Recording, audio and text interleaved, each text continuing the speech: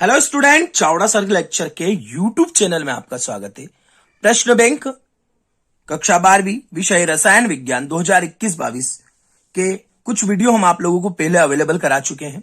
हम इस वीडियो में अध्याय 9 उप सहसंयोजक यौगिक के ऑब्जेक्टिव और प्रश्नों का हल, बिल्कुल संपूर्ण पूर्ण हल आपको एक एक क्वेश्चन समझा के मैं आपको इस वीडियो में अवेलेबल कराऊंगा।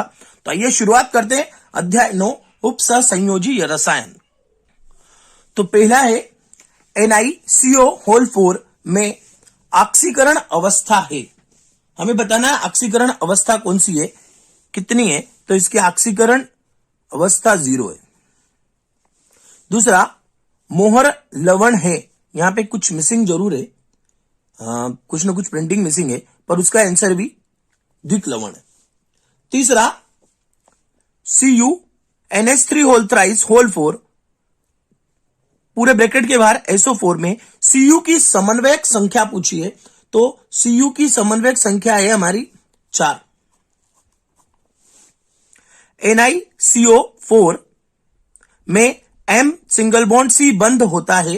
तो इसमें M सिंगल बॉन्ड C बंद जो है वो आएगा आपका सह सिग्मा और पाई दोनों। CONH3 3 प्लस आयन का रंग पीला होता है। इसकी EAN संख्या क्या है। तो इसकी जो EAN संख्या है 36। संकुल यौगिक में लिगेंड तो इसके लिए आएगा इलेक्ट्रॉन युग्म दान करते हैं। संकुल यौगिक में लिगेंड क्या करते हैं, इलेक्ट्रॉन युग्म का दान करते हैं। उसके बाद है निम्नलिखित में से कौन सा लिगेंड किलेट बनाता है। तो कौन सा लिगेंड किलेट बनाता है, तो इसका आंसर आएगा आपका ब वाला, ऑक्सलेट लिगेंड बनाता है। इसके बाद है 8वां, सामान्यतः परमाणुओं का समूह लिगेंड के समान कार्य कर सकता है। तो उसके लिए आएगा 8वीं का द, वे या तो उदासीन अणु हो या ऋणावेशित आयन हो। आगे देखते हैं, उपसहसंयोजी यौगिक में किसी धातु की उपसहसंयोजी संख्या है। तो कितनी उपसहसंयोजी संख्या है, तो द्वितीयक संयोजकता के समान। निम्न में से कौन सा यौगिक उपसहसंयोजक यौगिक नहीं है, तो वो बी वाला है, फेरस अमोनियम सल्फेट। इसके बाद खाली स्थान देखते हैं। वे यौगिक जिनमें कार्बनिक समूह के कार्बन से जुड़ा रहता है कार्बधात्विक यौगिक कहलाता है। तो यहां पे आएगा क्लोरोफिल।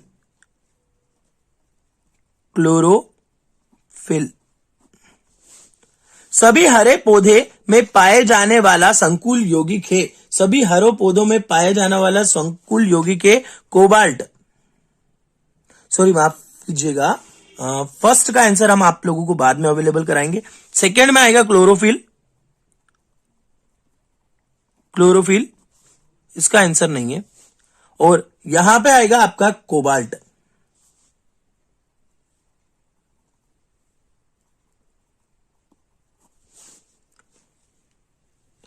इसके बाद है EDTA कौन सा लिगेंड है, तो ये बहुदंतुर लिगेंड है। बहुदंतुर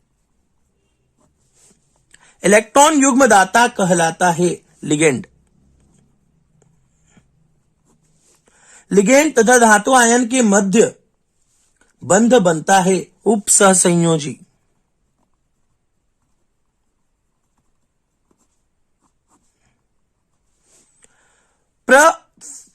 प्रस्फुटन रोधी कार्बधात्विक यौगिक है। तो वो होता है टेट्रा इथाइलिन लेड।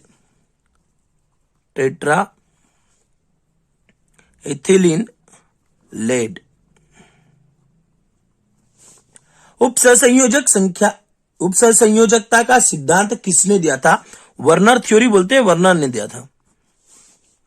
फेरोसिन में 2 साइक्लोपेंटाडाइन रिंग के बीच परमाणु होता है आयरन। और हीमोग्लोबिन आयरन का यौगिक है संकुल यौगिक। तो ये हमारे ऑब्जेक्टिव में रिक्त स्थान पूरा हुआ।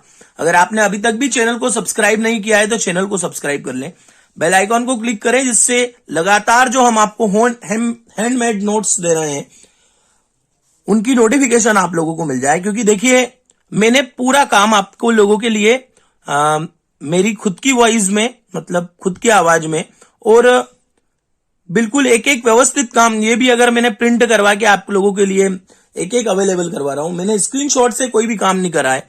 नोट्स भी हमने आप लोगों को जो देने हैं वो हैंडमेड है, मेरी खुद की राइटिंग में तैयार करके आप लोगों को दे रहा हूं मैं।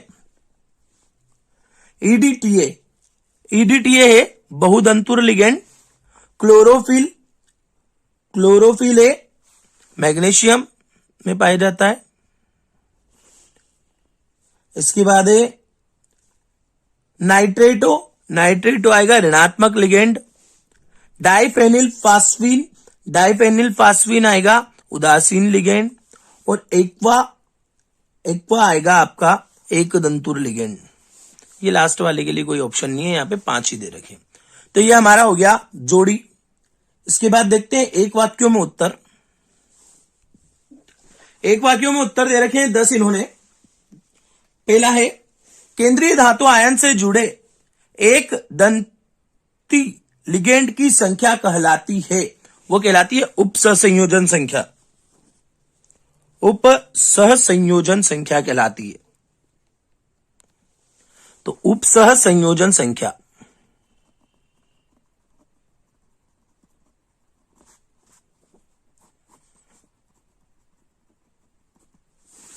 दूसरा, डाई क्लोरोटेट्रा एमीन प्लेटिनम 5 का आयन का सूत्र लिखना है। तो इसका सूत्र होता है PtCl4+। यदि संकुल आयन ऋणायनिक है तो केंद्रीय धातु परमाणु के नाम के आगे लगाते हैं, एट लगाते हैं। आप लोगों ने पढ़ा भी होगा, अभी मैं आपको बताऊंगा भी सही जब हम इसके आईयूपीएसी नाम पढ़ेंगे। वे योगशील यौगिक जो क्रिस्टल जालक के रूप में ही स्थायी होते हैं किंतु जलीय विलयन में अपने यौगिकों में टूट जाते हैं, क्या कहलाते हैं? वो कहलाते हैं दिक् लवण। वे आणविक या योगशील यौगिक जिनका अस्तित्व जलीय विलयन या विलायक के विलयन में विद्यमान रहता है, वो क्या कहलाते हैं? तो वो कहलाते हैं 5वां संकुल यौगिक।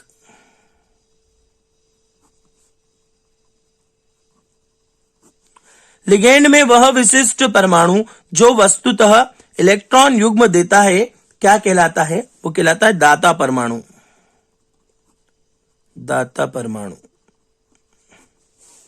धातु या धातु आयन के साथ संयोजन का जब कोई बहुदंतुर लिगेंड चक्रीय संरचना वाला अणु बना लेता है तो कहलाता है, वो कहलाता है किलेट। केंद्रीय धातु आयन तथा उससे जुड़े हुए लिगेंड को एक बड़े कोष्ठक के अंदर रखते हैं, उसे क्या कहते हैं? उसे बोलते हैं उपसहसंयोजन क्षेत्र। उपसहसंयोजन क्षेत्र। उपसहसंयोजन संख्या 6 वाले संकुल आयन का आकार होता है अष्टफलकीय।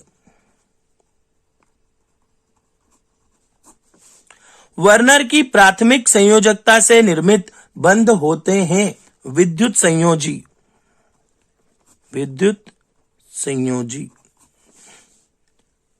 तो इसके बाद हम इसके 2 अंक के प्रश्न जो पूछने प्रश्न बैंक में जो दे रखे हैं, इन सभी के हल और जो अन्य क्वेश्चन दे रखे हैं उनके भी हल आप लोगों को हम अब अवेलेबल करा रहे हैं। इसके बाद देखिए इनके सभी के हल। तो पहला प्रश्न दे रखा है, निम्नलिखित उपसहसंयोजक यौगिकों के आईयूपीएसी नाम। इसका आईयूपीएसी नाम लिखना है। और देखिए, जब भी कोष्ठक के बाहर कोई चीज होती है तो जब भी कोष्ठक के बाहर कुछ होगा तो उसको लिख देंगे ऐसा कैसे ही। के है तो पोटेशियम। फिर देखते हैं लिगेंड को। लिगेंड क्या है? 6 बार है तो हेक्सा। CN है इसलिए साइनो। और जब कोई बाहर अगर कुछ भी है धनावेशित चीज है या धनायन भार है तो इसके पीछे एट लगता है, अभी हाल हमने पढ़ा भी था। तो ये इसको फेरेट लिखेंगे और इसकी जो ऑक्सीकरण संख्या होगी वो +3 में से -6 जाएगी तो 3 बचेगी, यहां पे 3 बच जाएगी। फिर आएगा K2PdCl4। सबसे पहले K के लिए पोटेशियम 4 लिखा है इसलिए टेट्रा, Cl लिखा है क्लोरिडो और PD लिखा है पहले पेडेलेट सेकेंड। नेक्स्ट अगली बार 19 प्रश्न दे रखा है, उत्तर लिखना है। तो पोटेशियम टेट्रा साइनिडो निकिलेट सेकेंड। देखिए सबसे पहले तो यहां से पहचानना पड़ेगा, पोटेशियम लिख दो, संख्या बाद में लिखना, पहले के फिर लिखना निकिलेट, निकिलेट मतलब निकिल, साइनिडो मतलब साइनो जो अपन CN लिखते हो वो, टेट्रा मतलब 4 बार, अब लाया कितना है 2, अब 2 लाना है, यहां पे 4 है तो 4 में से कितना माइनस होंगे कि 2, तो 2 माइनस हो जाएंगे तो यहां पे आपका 2 आएगा। अगला है tetraammine di aqua cobalt third chloride. तो सबसे पहले जो क्लोराइड पीछे लिखा है मतलब उसको Cl पीछे लिख लो संख्या छोड़ के पहले, फिर लिखो आप टेट्राएमिन, टेट्राएमिन मतलब 4 एमिन, डाई एक्वा मतलब 2, एक्वा एक्वा मतलब H2O तो H2O 2 बार और कोबाल्ट, कोबाल्ट आगे लिख लो। फिर इसको बैलेंस करके इसके यहां पे लिख देते हैं 3 क्योंकि ये 3 है और ये दोनों न्यूट्रल है, ठीक है। तो इसे कितनी आएगी 3 आएगी क्योंकि ये दोनों उदासीन चीज है। आगे देखते हैं, महत्वपूर्ण प्रश्न है FeH2O6+3 प्रबल अनुचुंबकीय है जबकि दुर्बल FeCN6-3 अनुचुंबकीय है, क्यों? तो दोनों यौगिकों में Fe3+ है, यहां पे भी है और यहां पे भी अवस्था में +3 तथा 3D5 विन्यास रखता है। CN- एक प्रबल लिगेंड है, ये वाला CN- एक प्रबल लिगेंड है, इसकी उपस्थिति में 3D इलेक्ट्रॉन युग्मित होकर एक अयुग्मित इलेक्ट्रॉन छोड़ देता है और ये वाला संकरण बनाता है, ठीक है। अब जब ये वाला संकरण होगा और अंततः कक्षक संकुल बन जाता है तो H2O, देखो ये तो प्रबल था इसलिए ये दुर्बल अनुचुंबकीय है। अब उल्टी बात हो रही है, अब इसके लिए हो रही है। H2O जो है वो दुर्बल लिगेंड है, इसकी उपस्थिति में 3D इलेक्ट्रॉन युग्म नहीं होते हैं और संकरण भी कौन सा होता है, ये वाला संकरण होता है। sp3d2 संकरण द्वारा 5 युग्मित इलेक्ट्रॉन सहित बाह्य कक्षक संकुल बनाता है, अतः यह प्रबल अनुचुंबकीय है और वो क्या है, दुर्बल अनुचुंबकीय। अगला देखते हैं, वैसे ही एक और क्वेश्चन है, समझाइए कि CONH3 एक आंतरिक कक्षक संकुल है जबकि NiNH3 पूरे के ब्रैकेट के ऊपर +2 एक बाह्य कक्षक संकुल है। आंतरिक कक्षक संकुल और बाह्य कक्षक संकुल, बात वही बतानी है जो पहले बताई थी। इसके भी अंदर 3D6 विन्यास के साथ CO ऑक्सीकरण अवस्था +3 होती है और NH3 यहां पे किसकी बात कर रहा है, वो CO की ऑक्सीकरण अवस्था कितनी होती है, +3 होती है। NH3 की उपस्थिति में ये 3D इलेक्ट्रॉन क्या हो जाते हैं, युग्मित हो जाते हैं, मतलब जोड़ा बना लेते हैं इनसे, तब 2D कक्षक रिक्त रह जाते हैं और वो वही वाला संकलन करते हैं अभी हाल जो मैंने बताया था, D2sp3 संकरण द्वारा यह कक्षक संकुल बनाता है और यह आंतरिक कक्षक संकुल हो जाता है। पर जो बाद वाला है ये NiNH3 में 3D8 विन्यास होता है, यहां पे 3D6 विन्यास था, यहां कितना है 3D8 विन्यास के कारण Ni में ऑक्सीकरण की अवस्था कितनी होती है, 2 होती है। 2 खाली रहते हैं, इसके पास 3 खाली थे पहले वाले के पास, यहां पे कितने खाली रहते हैं, 2 खाली रहते हैं। तो NH3 की उपस्थिति में 3D इलेक्ट्रॉन का युग्मन नहीं करता है और ये वाला संकरण बनता है sp3d2 संकरण, ये इसलिए बाह्य कक्षक संकुल बनाता है। अगला देखते हैं लिगेंड क्या है। तो नेक्स्ट क्वेश्चन है लिगेंड क्या है, उदाहरण सहित समझाइए। तो संकुल या उपसंयोजिक आयन में केंद्रीय धातु परमाणु या आयन के साथ संयोजकता के सामान्य सिद्धांत के विपरीत जुड़े उदासीन अणु या आयन क्या कहलाते हैं, लिगेंड कहलाते हैं। कुछ लिगेंडों के मैंने उदाहरण दे रखे हैं, आप कोई सा भी लिख सकते हो, यहां पे जो मान होगा वो क्या होगा, लिगेंड होगा। ये लिगेंड NH3 लिगेंड है, इसमें CN- लिगेंड है। अगला देखते हैं, उन्होंने प्रश्न बैंक में कुछ क्वेश्चन दे रखे थे, ये और बताना था कि कौन सा धनायनिक है, कौन सा ऋणायनिक है, कौन सा उदासीन है। तो देखिए, जिसमें कोष्टक के बाहर जो मान लिखे हुए हैं वो ऋणायनिक होते हैं, जिनमें कोष्टक के पीछे कुछ मान लिखे होते हैं वो धनायनिक होते हैं, और जिनमें कोष्टक के अलावा कुछ भी नहीं होता है वो उदासीन होते हैं। इतनी बड़ी बात आप लोगों को याद रखना है। ये दोनों धनायनिक क्योंकि इसमें कोष्टक के पीछे लिखा है, ये दोनों ऋणायनिक क्योंकि इसमें कोष्टक के आगे लिखा है, और इन दोनों में कोष्टक के बाहर कुछ भी नहीं लिखा है, इसलिए ये दोनों उदासीन संकरी होगी। आगे बढ़ते हैं। और Chavda sir lecture YouTube channel पर आप लोग इस प्रश्न बैंक का हल आप लोगों को मिल रहा है। A moral coaching class, Mahidpur city, जिला उज्जैन, मालवा की माटी से हम लोग आपको ये यूट्यूब चैनल के माध्यम से प्रश्न बैंक का हल दे रहे हैं। आप लोग ज्यादा से ज्यादा हमारे चैनल को सब्सक्राइब करवाएं, अपने दोस्तों को भी बताएं हमारे चैनल के बारे में, और बेल आइकन को जरूर क्लिक करें जिससे आने वाले वीडियो की नोटिफिकेशन आप लोगों को मिल जाए। हम लगातार, हमारा प्रयास है सभी विषय के ऑब्जेक्टिव के साथ साथ प्रश्न बैंक के पूरे हल दे रहे हैं।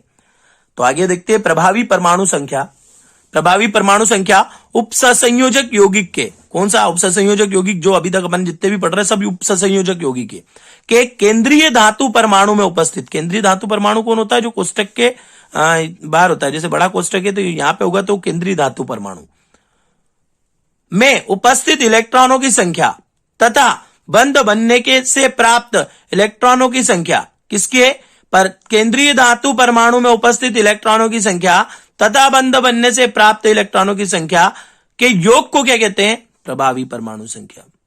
तो हमारा इसका कितना मान था? Na की इलेक्ट्रॉन संख्या थी 28 और CO की इलेक्ट्रॉन संख्या कितनी है? 8।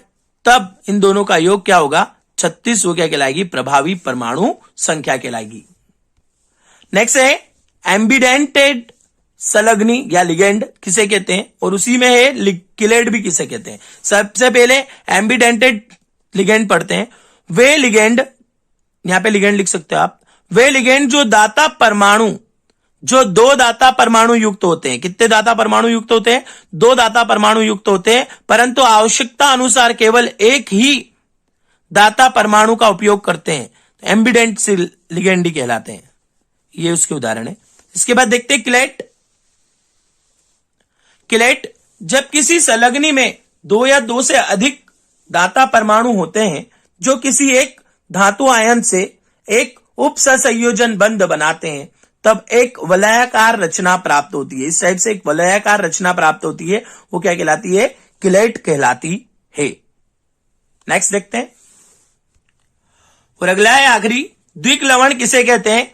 इसके 3 उदाहरण एवं सूत्र लिखो। तो ऐसे योगात्मक यौगिक जिनका अस्तित्व ठोस या क्रिस्टलीय अवस्था में होता है किंतु जल में घोलने पर अपने अवयव में विभक्त हो जाते हैं, द्विक लवण कहलाते हैं। और उनके 3 सूत्र जो उदाहरण के हैं वो मैंने आपको यहां पे देख रखे हैं। KCl MgCl2 6H2O, FeSO4 bracket में NH4 whole twice SO4 6H2O और K2SO4 Cr2 SO4 का होल थ्राइस 24H2O। तो यही हमारा अध्याय 9 समाप्त होता है, उपसंयोजक यौगिक। यहां तक वीडियो में बने रहने के लिए आपका धन्यवाद। अगर आपने पुराने वीडियो नहीं देखे हैं तो इसी वीडियो की स्क्रीन पर आपको एंड में उसकी लिंक दे दूंगा, तो आप वहां से देख सकते हैं या प्लेलिस्ट में जाके भी देख सकते हैं। अन्य विषय के वीडियो को भी देखें। अगले वीडियो का इंतजार करें। तब तक के लिए धन्यवाद।